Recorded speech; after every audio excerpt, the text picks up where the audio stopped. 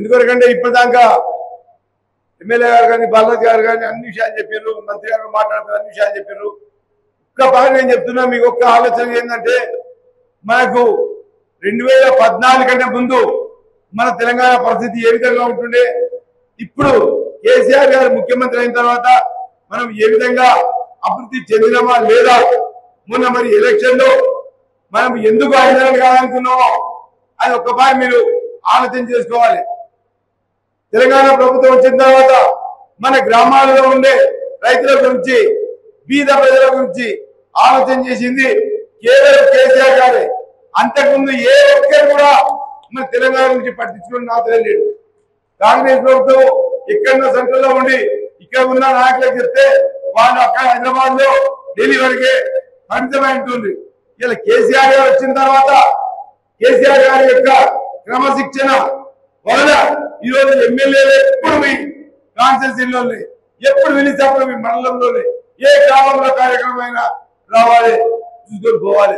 ఇటువంటివి మంచి నాయకులు మీరు వదులుకొని ఈరోజు చిన్న చిన్న పొరపాటు వలన ఒకరి మీద ఒడగా ఈరోజు ఎమ్మెల్యేలు ఓడుకొని, మరి ఒక్క విషయం ఏం చెప్తున్నా, కేసీఆర్ గారే మళ్ళీ ముఖ్యమంత్రి అవుతారని చెప్పి ఎవరు చూసినా కేసీఆర్ గారే ముఖ్యమంత్రి అవుతారు అనుకున్నా.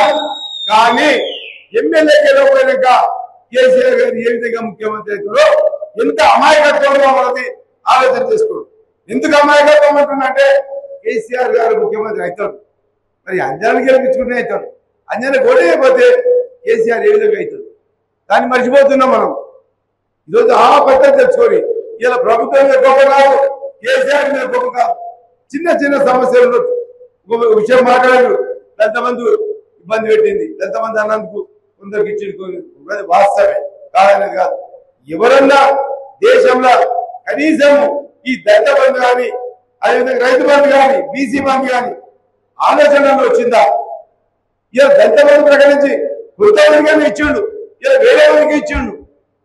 ఇలా కాంగ్రెస్ ప్రభుత్వం ఇలా లేని కొన్ని పథకాలు చెప్పి ఒక్క పథకం అని ఇవ్వాలి. ఆలోచన చేసుకోండి. రైతు బంధు అయితే లేదు, వ్యవసాయం పైన కరెంట్ ఇప్పటికే దుమ్మలు కొడుతున్నారు, అది ఇలా చేతి ఎండిపోతున్నాయి. పండించే పంటలు కూడా ఇలా సరైన పద్ధతిలో కొనడం లేదు. అదేవిధంగా పంటలకు బోనస్ ఇస్తున్నాడు, ఖరీఫ్ పంటలకే బోనస్ ఇస్తాడు, ఒక్కటనే ఇస్తున్నాడు. రైతులకు కనీసం 5,000 రూపాయల బోనస్ అని ఇచ్చిన ఈ నాయకులు ఇవ్వాలి. మన ముఖ్యమంత్రి రేవంత్ రెడ్డి గారు ఏం మాట్లాడుతున్నాడు ఇవాళ? మళ్ళీ ఇవన్నీ చెప్పుకుంటూ ఈ ఎలక్షన్, ఎంపీ ఎలక్షన్ దాటగొట్టాలి. దాటగొట్టే విషయంలో ఇవాళ చెమటలు పడుతున్నాయి. రేవంత్ రెడ్డి గారు పోయి దేవుని కాడికి పోయి ఒట్టి చెప్తున్నాడు, గుట్టంలో ఆలోచన చేసుకోండి. ఇలా కాంగ్రెస్ ప్రభుత్వం యొక్క విధానాలు ఏ విధంగా ఉన్నాయో వాళ్ళు ఎట్లా వాళ్ళు ఒకటి ఊహించుకున్న వాళ్ళు మేము ఎట్లా రాము ఈ పథకాలలో చేస్తాం.